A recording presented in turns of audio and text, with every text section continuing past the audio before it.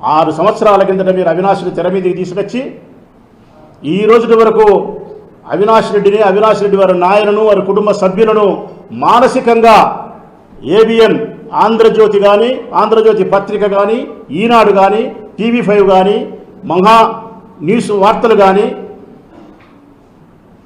ఎంత మానసిక వేదన కలిగించినారు ఆ కుటుంబానికి. అవినాష్కి మీరు నరకం చూపించినారు. వారి కుటుంబ వ్యక్తిత్వాన్ని హననం చేసి కొన్ని కోట్ల మంది దగ్గర వాళ్ళ కుటుంబ గౌరవాన్ని పోగొట్టడానికి కావాల్సినటువంటి అబద్ధాన్ని ప్రచారం చేసినారు. మీరు చేసిన నినాదం 5 సంవత్సరాల కిందట గుండెపోటు కాదు గొడ్డలి పోటు, ఈ నినాదంతో అవినాష్ రెడ్డి కుటుంబాన్ని వ్యక్తిత్వ హననం చేసే ప్రయత్నం చేసి మానసికంగా క్షోభకు గురి చేసినారు. ఒక రకంగా చెప్పాలంటే న్యాయస్థానంలో జడ్జి గారు తీర్పునిచ్చి 10-12 సంవత్సరాల శిక్ష ఎవరికైనా చెబితే ఆ శిక్ష అనుభవించిన దానికంటే ఎక్కువ శిక్ష అనుభవించినాడు అవినాష్. నరకం అనుభవించినాడు మీరు చేసిన పనికి. అతనికి ఏ కర్మ ఏ పాపము తెలియదు. అతను హత్యలు చేసే మనిషి కాదు, హత్యలు ప్రోత్సహించే మనిషి కాదు. శాంతి కాముకుడని 100 సార్లు చెప్పినా నేను. అతనే కానీ హత్యను ప్రోత్సహించింటే ఈ జిల్లాలో రాజకీయాల్లో వైఎస్ఆర్ కాంగ్రెస్ పార్టీలో కొనసాగే మేము జగన్ తప్ప మిగతా ఎమ్మెల్యేలం అందరం రాజీనామా చేస్తాం రాజకీయాలకు శాశ్వతంగా అని చెప్పినాం. ఇప్పుడు అదే మాట మీద ఉండా నేను. అవినాష్ రెడ్డి అనే వ్యక్తి హత్యలో సంబంధం ఉందని చెప్పి కోర్టు తీర్పిస్తే రాచమల్లుతో పాటు ఈ జిల్లాలో ఉండే మేమందరం ఎమ్మెల్యేలం, కంటెస్ట్ చేసే ఎమ్మెల్యేలం, ఏ ఒక్కరం కూడా రాజకీయాల్లో కొనసాగం. అవినాషి హత్య చేసిన తర్వాత, అవినాషి హత్యలో బాగున్న తర్వాత ఇక మేము కలుషిత విని రాజకీయాల్లో కొనసాగాల్సిన అవసరం లేదని ఆనాడు చెప్తానా, ఈనాడు చెప్తానా నేను. కానీ మీ ఉద్దేశం అవినాష్కి సంబంధాన్ని అంటగట్టాలా? సంబంధాన్ని అంటగట్టి ప్రజలను నమ్మించి వివేకానందుడి రక్తం తీసుకొచ్చి జగన్ సొక్కాకు బియ్యాలా? ఇంకా లేదంటే భారతమ్మ గారికి కూడా ఆపాదించాలా? ఎంత నీచులు మీరు! ఇదంతా నమ్మించడానికి, ఇదంతా చేయడానికి మీకు ఎవరు కావాలా? మీకు వ్యవస్థలను ఉపయోగించుకోవాలా? అన్ని వ్యవస్థలు మీకు ఉపయోగపడాలా? సిబిఐ ఉపయోగపడాలా, పోలీసులు ఉపయోగపడాలా, పచ్చ పత్రికలు మీకు ఉపయోగపడాలా. అబద్ధాలు మాట్లాడే రాజకీయ నాయకులు చేత నిరంతరం అబద్ధాలు మాట్లాడించాలా. ఈ వ్యవస్థలన్నీ ఉపయోగపడితే అవినాష్ రెడ్డిని ముద్దాయిని చేసి జగన్మోహన్ రెడ్డిని అపవిత్రుని చేసి రాజకీయంగా మీరు లబ్ధి అనుభవించడానికి ఈ ప్రయత్నం. అందులో భాగమే కదా. పోలీసులు మీరు ఏం చెప్తేది డూడు బసమన్నా, మీరు ఏం చెప్తేది డూడు బసమన్నా.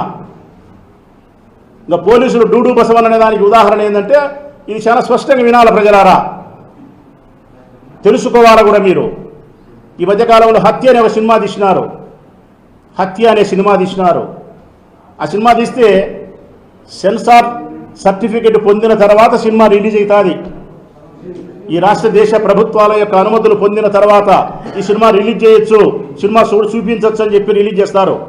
ఆ అనుమతి తీసుకొని హత్య సినిమా రిలీజ్ అయితే ఆ సినిమాలో ఒక సన్నివేశాన్ని సోషల్ మీడియాలో పోస్టింగ్ పెడితే నేరమంట. ఇది ఎంత ఆశ్చర్యం! నాకు జగదేక వీరుని కథ సినిమాలో ఎన్టీ రామారావు సినిమా నాకు ఇష్టం. జగదేక వీరుని కథ సినిమాలో ఒక పాట నేను పోస్టింగ్ పెడతా, లేకుంటే ఎన్టీ రామారావు గారి సన్నివేశాన్ని ఒక పోస్టింగ్ పెడతా, నాకు ఇష్టమై. నేను నేరస్తున్నా నేను. కానీ చంద్రబాబు నాయుడు పాలనలో నేరస్తుడే. ఎందుకంటే హత్యకు సంబంధించిన సినిమాలో ఉండే పోస్టింగ్ను అవినాష్ రెడ్డి కుటుంబం హత్య చేయలేదు, సంబంధం లేదు అనేటువంటి నిర్ణయాన్ని పోస్టింగ్ చేస్తే చంద్రబాబు నాయుడు సరిపోదు. పోలీసులకు ఆర్డర్ జారీ చేస్తే పోలీసులు దాన్ని జీహుజూర్ అని చెప్పి ఆ పోస్టింగ్ పెట్టిన అబ్బాయి పవన్ కుమార్ రెడ్డిని అబ్బాయిని స్టేషన్కి విచారణ పేరుతో పిలిపించి కొడతారు, హింసిస్తారు, కేసు పెడతారు, జైలుకి పంపుతారు. ఇదేమి న్యాయం అని చెప్పి అడిగే నాదుడే లేడు. సినిమాలో వచ్చిన ఒక సన్నివేశాన్ని పోస్టింగ్ చేస్తే కూడా నేరమని చెప్పే ఈ వ్యవస్థ ఈ రాష్ట్రంలో మాత్రమే ఉంది. పోలీసులు ఇది ప్రజాస్వామ్య ప్రభుత్వమా లేకపోతే పోలీస్ ప్రభుత్వమా? ఇది అంబేద్కర్ రాజ్యాంగమా, రెడ్ బుక్ రాజ్యాంగమా? ఎంత నీచం అసలు ఇది! ఇంత చేసినారు మీరు, బాగానే ఉంది. ఆ పిల్లోడు పవన్ కుమార్ రెడ్డి అనే పిల్లోడు జగన్మోహన్ రెడ్డి గారి దగ్గర పోయి నేను బాధితున్నయ్యా, నన్ను కొట్టినారు, హింసించినారని చెప్పి ఆయన దగ్గర పోయి కాళ్ళు కడుపులు పట్టుకొని బాధపడి చెప్పుకుంటే దాంట్లో మళ్ళీ పత్రికల్లో, ఆంధ్రజ్యోతి పత్రికల్లో వండి వార్చినారు. మళ్ళా ఏమని, జగన్ కలిసిన పవన్ కుమార్ రెడ్డి గూడు పుటాని అంట. ఏమి గూడు పుటాని రసం ఇది? నాకు అర్థం కావడంలే. పెన్ను ఉంది, పేపర్ ఉందని చెప్పి, ఎలక్ట్రానిక్ మీడియా ఉందని చెప్పి, విలేటోళ్ళు ఉండాలని చెప్పి మీ ఇష్టానుసారం మాట్లాడే ప్రయత్నం చేస్తూ ఉన్నారే మీరు. న్యాయమేనా? కంప్లైంట్ ఇచ్చింది ఎవరు? మేము హత్య చేసినాం. వివేకానంద రెడ్డిని ఈ విధంగా కొన్ని గంటల పాటు ఆయన బెడ్రూమ్లో హింసించి, ఈ విధంగా గొడ్డలతో నరికి, రొమ్ముల మీద కూర్చొని గుద్ది, ఆయన మర్మావయాల మీద గుద్ది మేము చంపినామని చెప్పిన మనుషులు దస్తగిరి అనే వ్యక్తి, సునీల్ అనే వ్యక్తి. హత్య చేసినామని ఒప్పుకునే వ్యక్తి పోలీస్ స్టేషన్లో పవన్ మీద కంప్లైంట్ ఇస్తే సునీల్ కుమార్ యాదవ్. ఇదెంత ఆశ్చర్యం తెలిసిన ప్రజలారా? హత్య చేసిన వ్యక్తి సునీల్ మనోభావాలు దెబ్బతిన్నాయంట. ఆ సన్నివేశం చూసి ఆయన మనోభావాలు దెబ్బతిన్నాయి కాబట్టి ఈయనను కేసులో పెట్టి కొట్టారంట పోలీసులు. లాల్ బహదూర్ శాస్త్రి, టంగుటూరి ప్రకాశం పొద్దులు, వీరేశలింగం, గురిజాడ అప్పారావు, అటువంటి వ్యక్తుల యొక్క మనోభావాలు దెబ్బతిన్నాయంటే ఆడన్నా మనం ఇరాల. కానీ సునీల్ కుమార్ యాదవ్ హత్య చేసిన, దస్తగిరి హత్య చేసిన వ్యక్తుల మనోభావాలు దెబ్బతింటే పోలీసులు కేసు పెడతారంట, పవన్ కుమార్ రెడ్డిని కొట్టారంట. ఒకప్పుడు పులిందల్లో ఈ దస్తగిరి అనే వ్యక్తి కానీ, ఈ సునీల్ అనే వ్యక్తి కానీ 500 రూపాయలు, 1000 రూపాయలు కూడా ఆర్థిక ఇబ్బందులతో ఇతరులను అడుక్కునే పరిస్థితుల్లో ఉండే వీళ్ళు ఇప్పుడు కోట్ల రూపాయలకు పడగలెత్తినారంటే ఎవరిచ్చినారు వీళ్లకు? సునీతం ఇచ్చిందే? నర్రెడ్డి రాజశేఖర రెడ్డి ఇచ్చినాడా? చంద్రబాబు నాయుడు ఇచ్చినారా? ఇచ్చినారు. దేనికోసం ఇచ్చినారు మీరు? బోరులో ఉండే, పంజరంలో ఉండే ఈ శిలకతో పలుకులు మీరు పలికించేదానికి మీరు డబ్బులు ఇచ్చినారు. కోటేశ్వరులు చేసినారు వాళ్ళను. మీరు పలకమనే పలుకల్లా పలుకుతాంటాయి ఆ శిలకలు. మీ ఇష్టానుసారం మాట్లాడిస్తున్నారు వాళ్ళతో మీరు. వీళ్ళు కేసు పెడితే వాళ్ళు రిజిస్టర్ చేసి కొడతారు ఆ పోలీసు వాళ్ళు. 500 రూపాయలు, 1000 రూపాయలు ఇబ్బందులు పడే దస్తగిరి, సునీల్ యొక్క కేసులు వాదించే లాయర్ ఎవరు ప్రజలారా తెలుసునా మీకు? సుప్రీంకోర్టులో ఉండే ఈ దేశంలోని అత్యంత ఖరీదైన లాయర్ సిద్ధార్థ లూత్రా. ఈ రాష్ట్ర ముఖ్యమంత్రులకు, మాజీ ముఖ్యమంత్రులకు వాదించే లాయరు, స్వయానా చంద్రబాబు నాయుడుకు పర్సనల్ లాయర్ సిద్ధార్థ లూత్రా. గంటకు ₹1 కోటి 50 లక్షలు తీసుకునే లాయరు అతను వాదిస్తాడు మా పులివిందల దస్తగిరికి, సునీల్కు. మరి ఎమ్మెల్యేలు మేము 2 సార్లు చేసినాం. మేము ఇప్పుడు అమరావతి నుండి, హైకోర్టు నుండే ఒక రకమైన లాయర్ని పెట్టుకుంటే ఒక వాయిదాకు 5 లక్షలు, 10 లక్షలు అడిగితే అంత ఇయ్యలేము లేవని చెప్పి మేము 2 లక్షలు ఇచ్చే లాయర్ దగ్గరికి పోతున్నాం. మేము 2 లక్షలు తీసుకునే లాయర్ దగ్గరికి పోతున్నాం మేము. కానీ దస్తగిరి, సునీల్ మాత్రం సిద్ధార్థ లూత్రాను పెట్టి వాదిస్తున్నారు. ఏమి దీని మర్మం? ఈ స్థితి ఎక్కడి నుంచి వచ్చింది వాళ్ళకు? ఇంత డబ్బులు ఎక్కడి నుంచి వచ్చినాయి? ఇంత పొలిటికల్ పవర్ ఎక్కడి నుంచి వచ్చింది? కారణం దీని వెనక ఉండేది, ఆడిస్తాండేది సునీతమ్మ, చంద్రబాబు నాయుడు. సునీతమ్మ, చంద్రబాబు నాయుడు వీళ్ళు తప్ప మరొకరు కాదు దీని వెనక ఉండేది.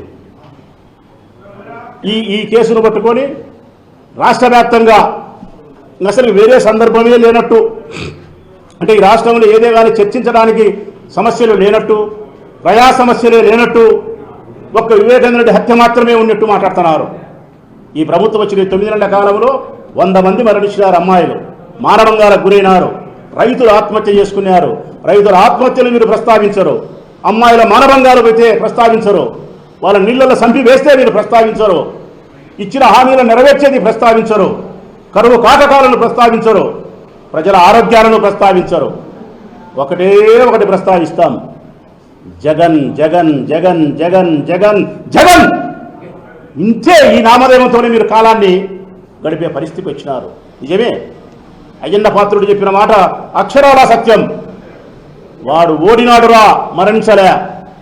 జగన్ అనేవాడు ఓడినాడు, మరణించలేదని అయ్యన్న పాత్రుడు చెప్పిన మాట అక్షర సత్యం. మీ గుండెల్లో సింహ స్వప్నమై ఉన్నాడు జగన్మోహన్ రెడ్డి.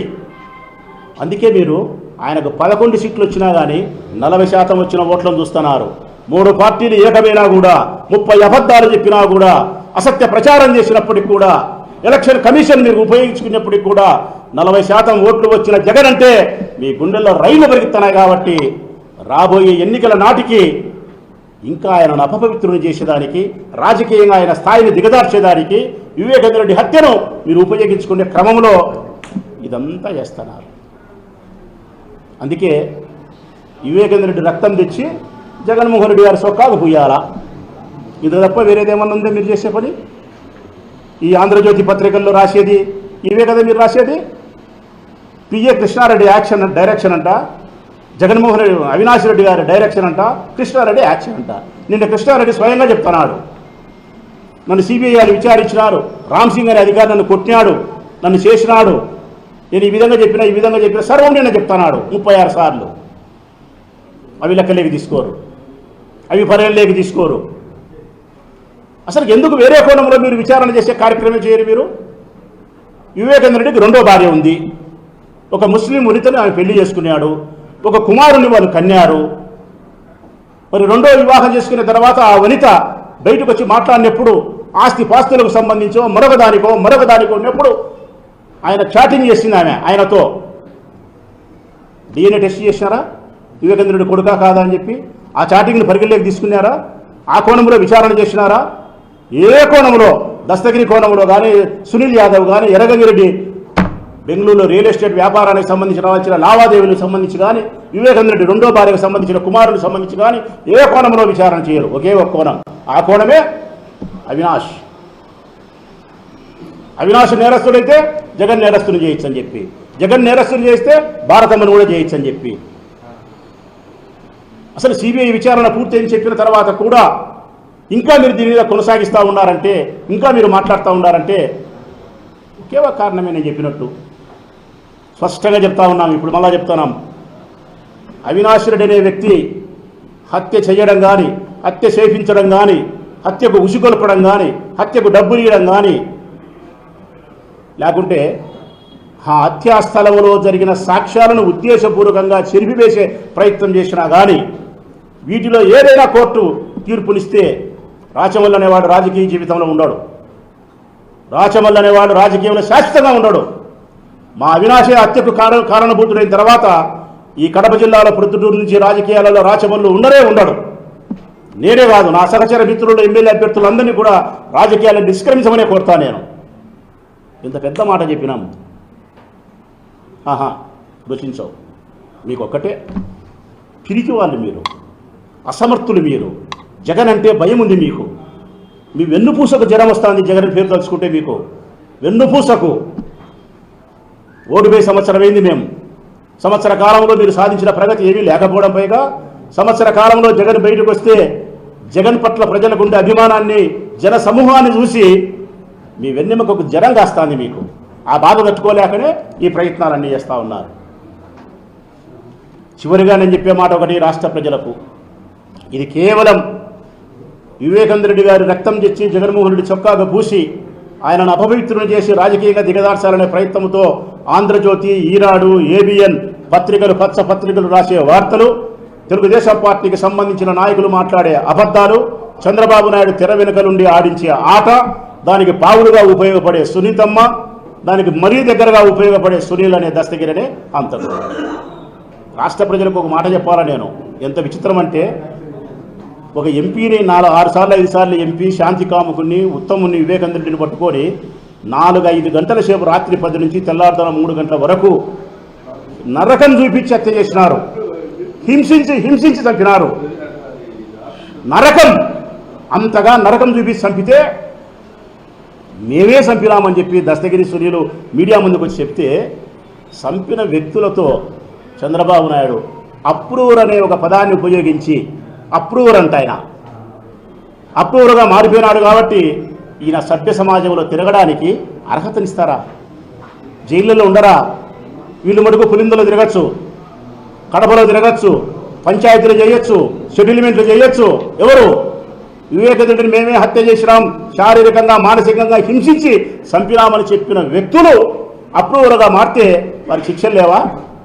వాళ్ళు సభ్య సమాజంలో తిరగచ్చునా?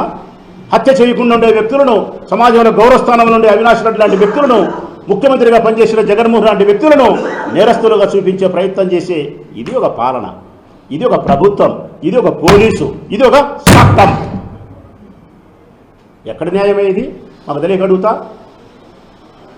500 లెక్కలేనోడు కోట్లు ఎట్లా వస్తాయా దస్తగిరికి? ₹1,00,000 ఇచ్చి లాయర్లు పెట్టుకోలేడు ఆ పిల్లోడు.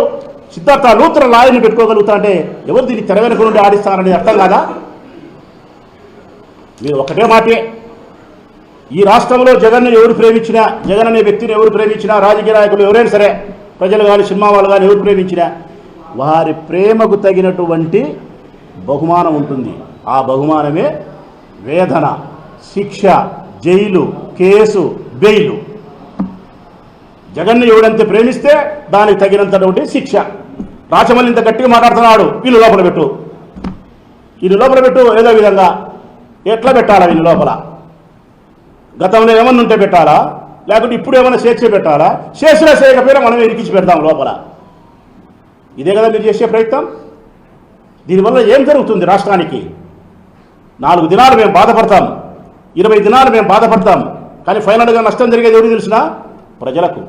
ప్రజాస్వామ్యం చచ్చిపోతుంది. ప్రజాస్వామ్యాన్ని చచ్చిపోతే ప్రజల స్వేచ్ఛ పోతుంది.